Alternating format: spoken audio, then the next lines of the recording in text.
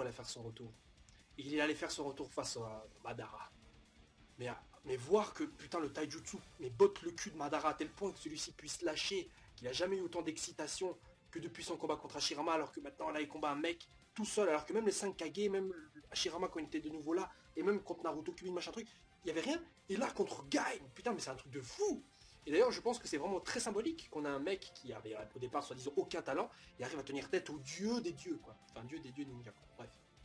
Donc c'est deux chapitres aussi qui se donc concentrent principalement sur Guy.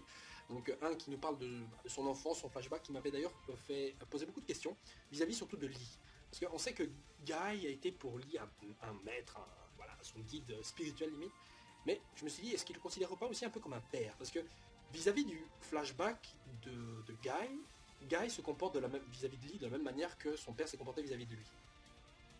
Et moi je trouvais ça assez bizarre parce que je me suis dit, attends, mais où sont les parents de Lee en fait? Et comment ça se fait que Lee ressemble autant à Guy? Enfin, je trouve ça vraiment bizarre. C'est un peu comme Naruto qui ressemblait à Minato. Et ça, au départ, on se disait c'est un hasard, c'est comme ça parce qu'on savait pas que c'était son gosse.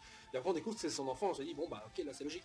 Et là, Rock Lee, juste ici, on sait toujours pas que si c'est son fils ou quoi. Enfin, évidemment, c'est pas le cas vu qu'on est son enfant, je trouve ça bizarre, mais pourquoi on s'est tous posé la question, putain, mais c'est son fils ou quoi? C'est un hasard? Et jusqu'ici, je pense que les choses ont été amenées pour que oui, le Rock Lee, c'est un hasard qu'il ressemble autant à Guy quand il était môme, et même au père de Guy, enfin, j'ai l'impression vraiment que c'est un truc de famille, mais bon, bref. Donc, alors que Rock Lee avait les sourcils géants, que Guy avait les cheveux géants, le père de Guy, lui, a la moustache géante. Bon, bref, la toison de malade. Cette flashback nous apprend que son père est resté un éternel genin comme l'est actuellement encore Naruto, mais que celui-ci, au niveau puissance, n'a rien à redire. Et elle nous a montré que celui-ci, la seule technique qu'il avait maîtrisée, c'était donc l'ouverture des verrous psychiques, enfin l'ouverture des portes, quoi.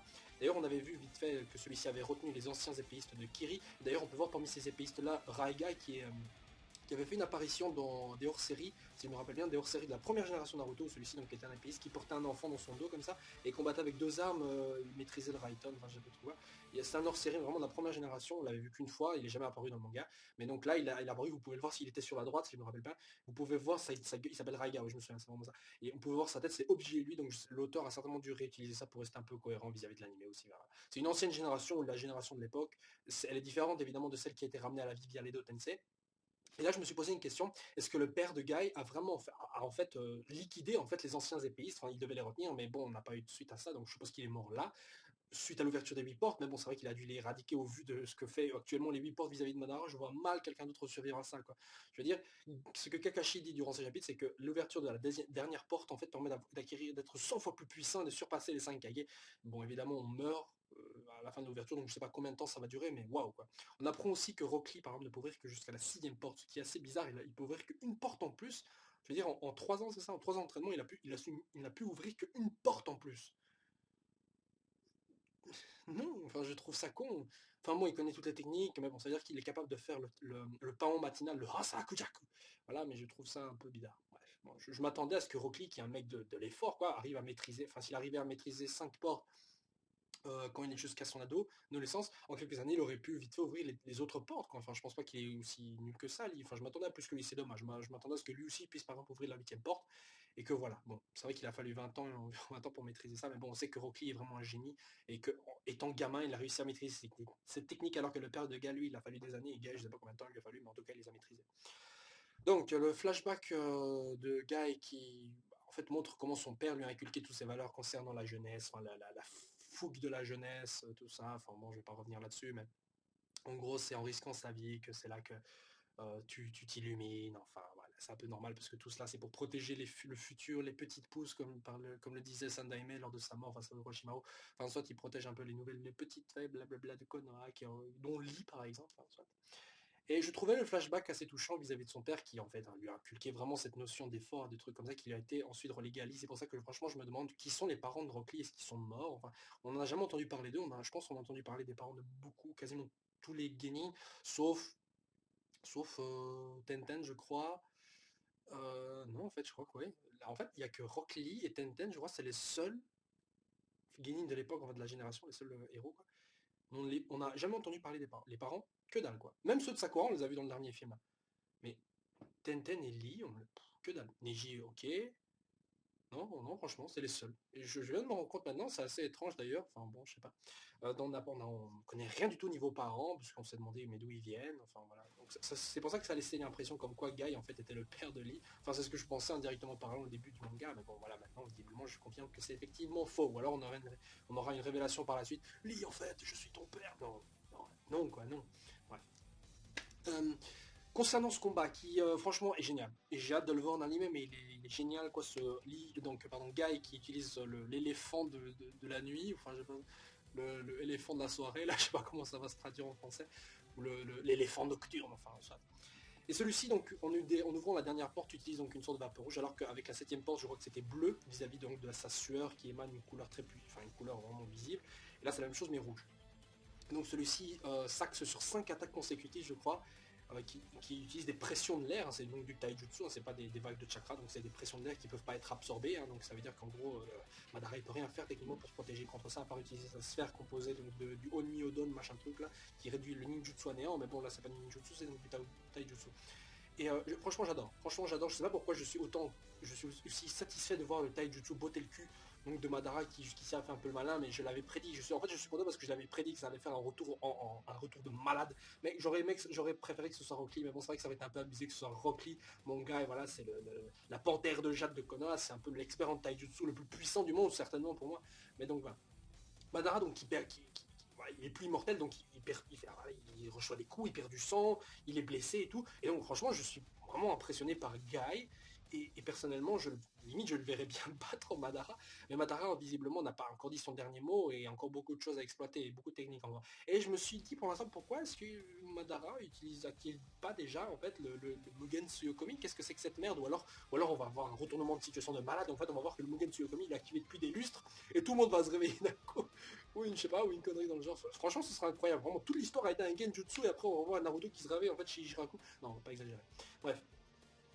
Après, donc Kakashi, Gaara et Minato qui sont un peu le backup, avec Lee aussi, qui sont un peu donc le backup donc de Guy, mais bon, personnellement, j'ai l'impression que c'est plus pour essayer enfin, ça va plus le gêner qu'autre chose, bon, vite fait, pour se débarrasser donc des petites sphères qui vont être balancées.